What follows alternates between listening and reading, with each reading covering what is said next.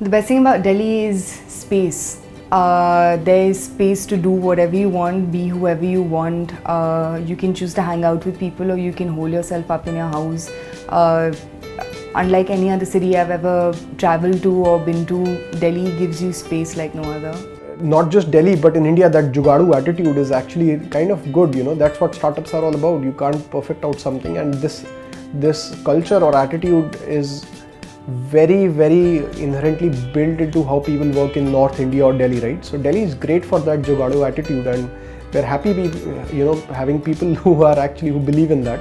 You have that kind of a network where you can go, you can chill, you can work. There is a set of people, there's a mix of good people where if there's work, there's somebody who exists.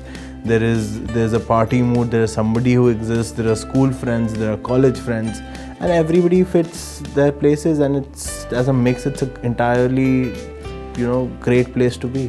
One beautiful thing about the city is that it's a very good amalgamation of old and the new. You're walking into a very swanky new road, and then you see an old heritage site. So it has come about really well. I can only tell you the worst thing. Everything else I love about it. I hate the weather. I hate the weather seems like it's trying to mess with us. It's just trying to test us every year. During the summer, it's sweltering. We feel like dying. During the winter, it's abnormally cold. During the monsoons, it's like floods everywhere. So other than that, I love it. I love the culture. I love the people. So me personally, I think it's just close to home. I don't have a better reason. I grew up here. I think a lot of entrepreneurial ventures will happen in a few hotspots. In India, I think luckily we have a few hotspots. Delhi, Bangalore, Bombay. I think Hyderabad is also emerging. If you're in one of these places, I would stay where you have your infrastructure, where you have your networks, because talent pools, capital, and basic infrastructure is available in all of these markets. So for me, the reason is this is home. It's easier. My network bases are here. So that's why it works for me.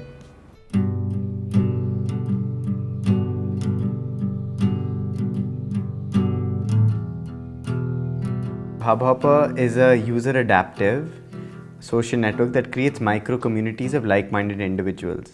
Now what that basically means is that Hubhopper, every time a person comes onto Hubhopper, basically it adapts itself and tailor-makes an experience for that particular person each time they come on board.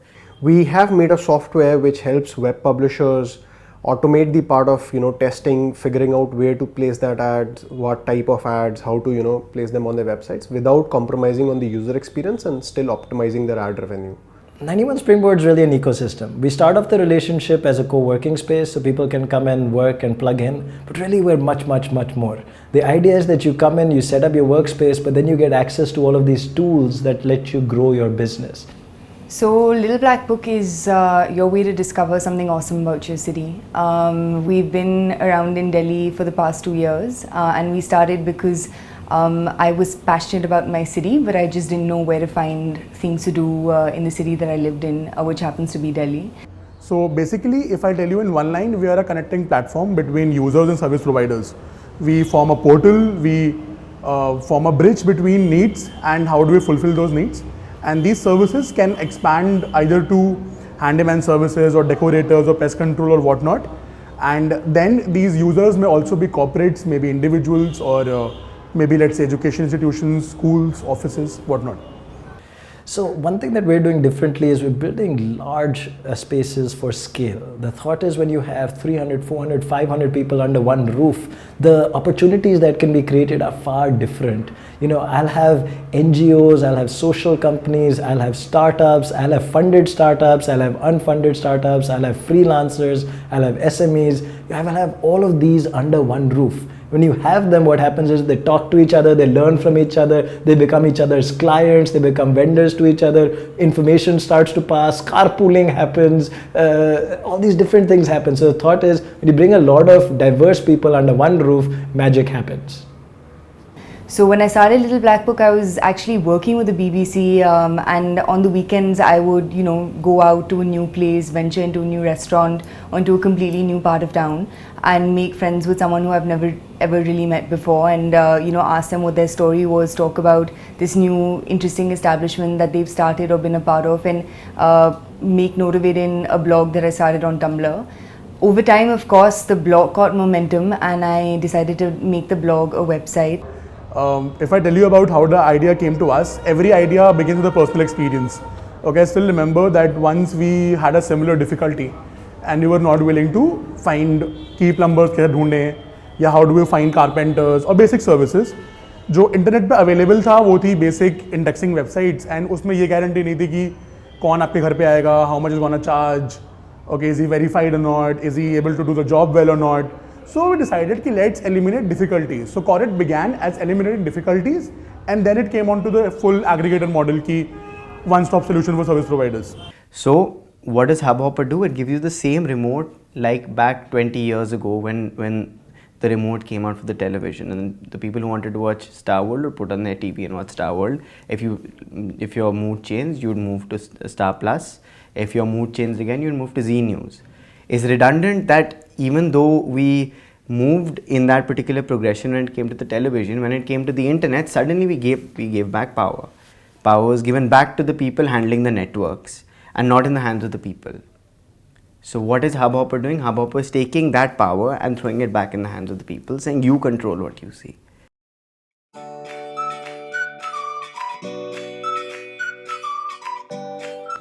So, particularly not the studious sorts to start off with, not the person who my teachers would think, you know, my teachers were like, this is the kid who I know I'm going to see back. He's going to come back to the same class. Although I was always decent in my scoring and everything was fine, but I was those notorious sorts who would actually want to just had that thing to know more about how things work. I grew up the first 5 years of my life in Saudi Arabia. My father was based there working for the erstwhile Arthur Andersen. So my first 5 years were going to American school. That's where I get a little bit of my accent. I was taught to speak English by Americans. Very quickly at that point, I think in 1985, I'm 81 born, my family moved to India. My father had the thought that he wanted his children to know Indian culture, celebrate Indian festivals, speak the language. So we moved over here in 85, lived in a middle class Punjabi family, lived in Saket. So simple flats, grew up there, went to a local school called Birla Vidyaniketan at that time. So it was small then. I think it's a little better known now, but it's still not one of the big schools like the Moderns, the Columbuses or the DPSs. So that was a lot of my childhood, growing up in Delhi, simple Punjabi family. So as a kid, from what I can recall, I was really lazy up till the 10th grade. I was this like awkward, super energetic, really enthu child, but I was really lazy. I had no interest in like studies. I think I spent about a good 4 or 5 years just playing games. And that was actually a very interesting phase because those games enabled me to understand what I really like, you know. So I would play a lot of tycoon games. I would play a lot of strategy games. And a lot of these tycoon games actually made me realize how much I like to do a business. I come from a town called Lucknow, okay, famous for its food and famous for a lot of other things. I grew up in a typical middle class family environment. My father was a government servant. My mom is a homemaker and she used to teach sometimes. But let's just say that entrepreneurship or startup hasn't been tried until my elder brother tried to form a firm. He's like, I don't want to do a job. So that's how entrepreneurship began. Okay, so the reaction that my parents gave to me when I went to them with the idea of Hubhopper, even though they didn't understand it, just the fact that I was so excited about it, they said, go do it. I mean, there's no point in being in a job that's not going to make you happy. In fact, even if that job was making me happy and I went with the proposition of something that could make me even happier, why not do it? So that's why they were very for it, more for it than I can even tell you, more for it than I was actually. Because I still had a little bit of trepidation. They didn't have that at all. They said, yeah, let's make it happen. How do we make it happen? For them, of course, the concerns were that, you know, it's a really difficult journey to take on. And it's a journey that doesn't really come with a payoff. In the sense, it takes time to earn money, it takes time to get funded, it takes time to build a company. And I think for them, their only worry was that you know, it doesn't consume me in a way that I forget that there are other things in my life that I want to do and I like to do. But fortunately, I've been able to find a balance with it all. So I think they're pretty happy. the defining moment of when I decided to quit Barclays, because that's a big decision to make in itself, is actually a slightly corny story, but it's the truth. I was watching this movie, so I was hating Barclays, I'll be completely honest with you, and I what's this movie called We Bought a Zoo, okay, in which there's this one scene with Matt Damon, and Matt Damon is talking to his son, okay. His son really wants to ask out this girl, but he's really scared, okay. So Matt Damon sits down with his son and says, if there's one lesson I learned in my life, is that sometimes all you need is 30 seconds. 30 seconds of insane courage, and I promise you something amazing would come out of it. It stung a massive chord with me. So the next day when I was sitting in office, I started counting. I got handed a large bunch of work, and I started counting. Said 1, 2, 3, 4. Boss's room was behind me. Got up. I had about 25 seconds to go then and quit, because those were the 30 seconds I gave myself. And by the time I reached 27, that's when I opened the door and said, I quit. So team building is, I'm sure as anyone would tell you, it's the most challenging thing. It is very difficult to find good people. It's very difficult to find people who aren't motivated by money as much as they are motivated by the product that you're looking to build. But when you do find them, you keep them really close, right? And I think that's what we've done a really good job of at Little Black Book. So you need to look for people who are very inquisitive. You need to look for people who are very enthusiastic, who have the get things done attitude, who try to do things fast and have this, attitude of essentially, closing things, working fast, learning new things. That's, I think, way more important. People who are smart, who are intelligent, and of course, there are ways to figure these things out. You hire somebody who's better than you. It's as simple as that. That's the only key, because if I can do the same thing as you and I'm a slogger, as an entrepreneur, you're always a slogger. You don't give a shit about whether it's 3 o'clock, it's 5 o'clock in the morning. If you have to get things done, you have to get things done. And if I can do things better than you, then I would never be able to work with a person like that. Like, it's not about, how you categorize people. Is there are some people who want to become on those job roles and just not think ahead of them. And then there are some roles who's really passionate about what they're doing and they want to reach to a level. Those second kind of people are the ones you want to work with, because if I know how to do graphic design, I know how to write content, I need all of these things for my startup, right? If I don't get somebody who can do it better than me, then that's a hiring issue. So the first thing we tried to sew up was financing. We had a gentleman from Romania actually that had committed $1 million.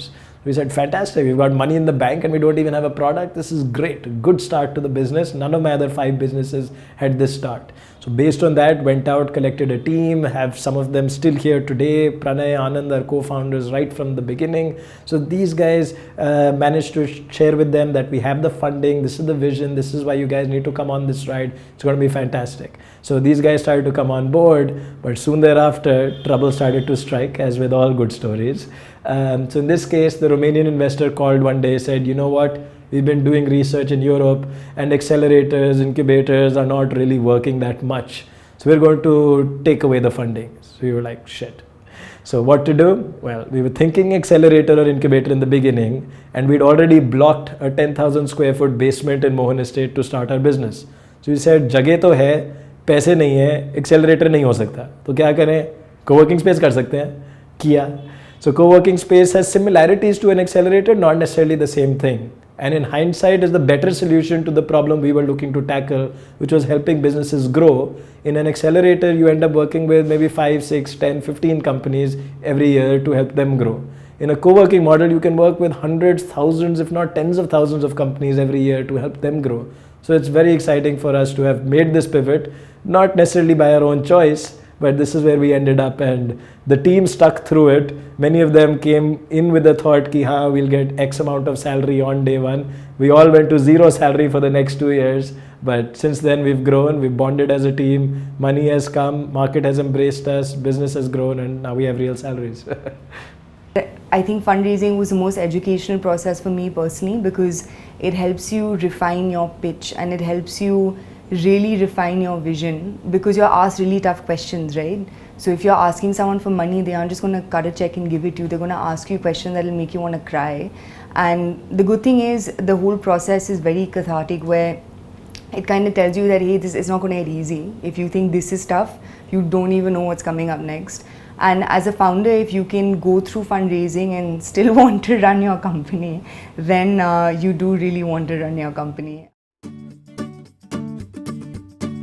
Okay, we've worked everywhere, man. We've worked in bus journeys, we've worked in samosa and chai stalls, we have worked in flights, we have worked over Skype, Google, Hangout, WhatsApp, and we've also sat down once on the roadside footpath or an elevation, and then we've discussed our entire revenue model. Ki bro, this is how we're gonna do it.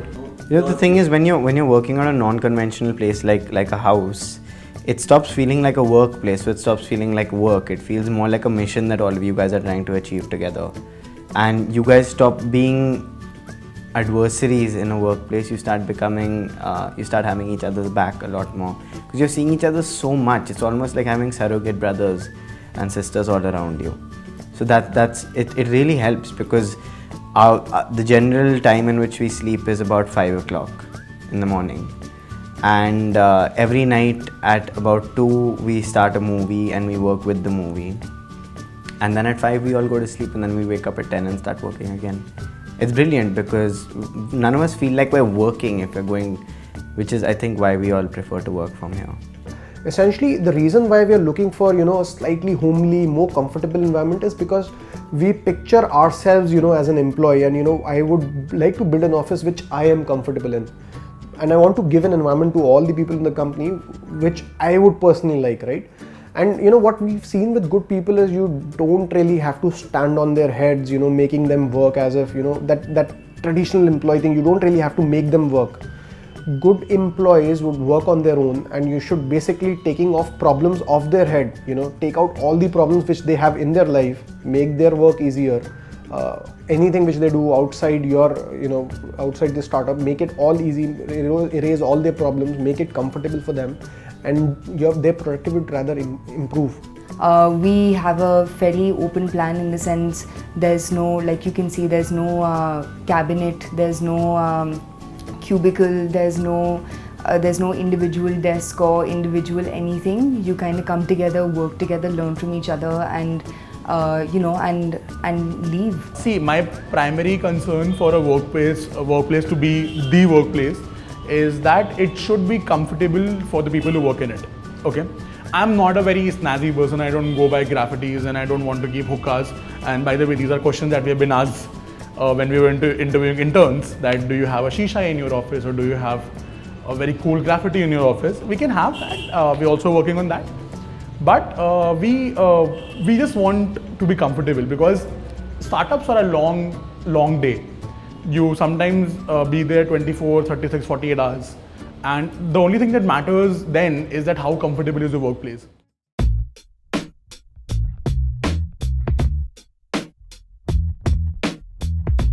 I don't think so, because capital today is available for everybody who has a great idea and the skills to attract it.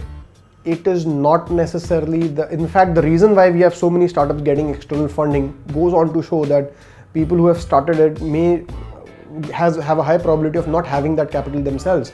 So it doesn't mean that only rich kids are going out and building their ventures and growing it. The thing is that if all your decisions have a very easy solution, you're not going to create a very good product.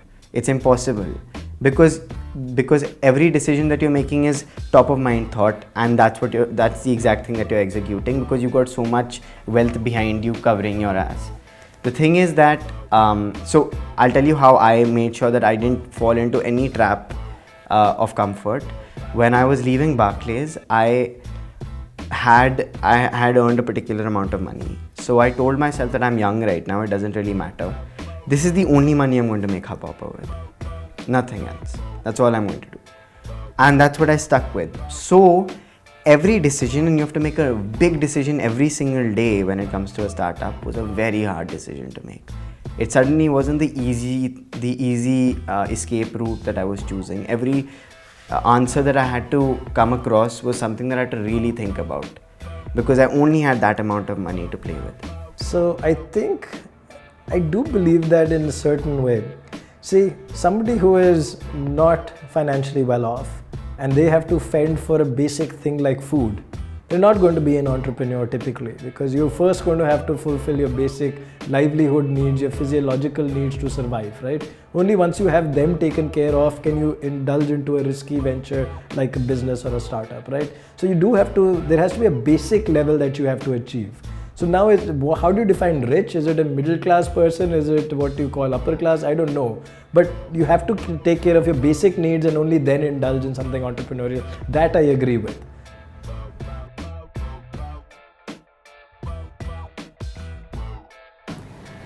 Oh my god, the biggest myth is you are your own boss. That is the biggest lie anyone can tell you, because you are not your own boss. You are dependent on everyone who works for you and everyone who's working on your team, and you're kind of there. I mean, they are kind of your boss, because you end up having to do things that your team wants to do. And as a founder, you always have to be available.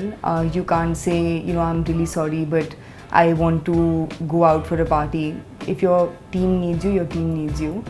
So at some level, I think your boss is your conscience, and at some point along the line, if you pick up investors, they tend to become your bosses too. So I think it is a little bit of a myth. You start off not having a care in the world, but pretty soon it's your conscience where, dude, I employ 60 people, I employed 100 people, I employ 200 people, their jobs, their livelihoods depend on me. So at some level that starts dictating things. And secondly, when you pick up investors along the way, more frequently they will own more of the company than you will, and so they're the true bosses. The one myth that I think is the most pertinent myth that people need to hear right now is that you need to be really fast with what you're doing. The thing is that there's so many people doing so many things right now that you need to really hurry your ass up and make something. That's the worst decision you can make, because what happens is if you speed up a process and make something in 20 days, it'll look like it's been made in 20 days. What you should rather do, actually, in my eyes, is take your time, however long it takes. If it takes a year, if it takes 2 years, if it takes 3 years, take your time. Take your time, make something, but make it awesome. Make it really, really, really kick ass. Startups are not cool, which means that you will have to spend enormous amount of your time, on this venture which you start. Easily 8 to 10 years. You will be overstressed. You will have a lot of problems, and since you are the founder, you don't have anybody else to get this solved. You can't depend on anybody else to solve your problems. You will have a very stressed life. You will have literally or almost negligible personal life. You will you'll be working crazy hours. You'll get dark circles, you will become dehydrated, you'd end up turning maybe unhealthy. I mean, startups are not cool. There is no cool or wow factor in there, which you typically see because of course, all the media limelight which you get. But the reason why you want to do a startup is not for that limelight, to get into the limelight. The reason why you want to do a startup is because there is a problem which is really interesting for you and you want to solve that problem. So I think the biggest learning for me as I went about creating my own startup was I had read in all these newspapers and magazines, this startup, that startup, this glory, that glory, this much money, all of that. So there was all the good stuff, right? But when you actually go down that road yourself, I realized, holy shit, this is a lot harder than we'd first thought. It takes a lot more time, a lot more money, a lot more people, and just a lot more patience to get to the end result.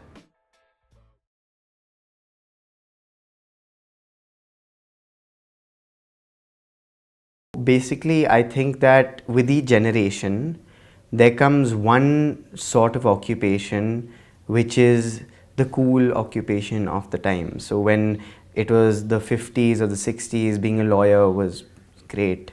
Or being in a government job was fantastic. When it came to about the 80s or 90s, suddenly banking and being in anything in the corporate world was fantastic. So that was the era of our parents. So all of them were trying to aim towards that. Now each generation has their one occupation that everybody aims towards. We're the luckiest people ever, because our our cool thing to do right now is innovation. Well, I think the simple one-word answer is risk. The risk that there used to be to do something groundbreaking even just a few years ago and going out on a limb was far different than it is today. Today, financing is available, support is available, knowledge is available, a lot of businesses that can help you grow your startup are available. So the amount of risk as a founder at least is far less. As a person looking to join a startup, what's the worst that could happen? It doesn't work out, you quit, and you go back to that high paying job because you have a college degree which will get you your job. So what is the risk today? Very little. And that's why I think people are willing to embrace this and go on a limb. If it works out, great, payday. If it doesn't work, okay, go back to your job. We lost 2, 3, 4, 5, 6 months. Big deal. I think I would say it's the ecosystem is formed by the people, key decision makers, people of the startup ecosystem, successful, companies. It's about the talent which is here. It's also about the attitude of the general people, which is changing fast and adopting to what startups want, and all of that is coming up together to create Delhi as a great ecosystem. I mean, it's very approachable. It is very well connected. The public infrastructure is great. The living expenses are less. What else can somebody ask for? Especially a place to run a startup. We've seen success here, so automatically when people are seeing such supernormal success occurring in such a small area, everybody seems like that goal is very, very possible, and everybody's trying to run towards it. I think Delhi just challenges you so much because the basic things are a problem here. So everything from electricity to internet to traffic, travel, like everything is a challenge. And if you kind of find a way to make it work through all these small things that eat into your time, over the course of a day, I think you're fine. It's funny because I have a lot of other friends who, of course, run enterprises.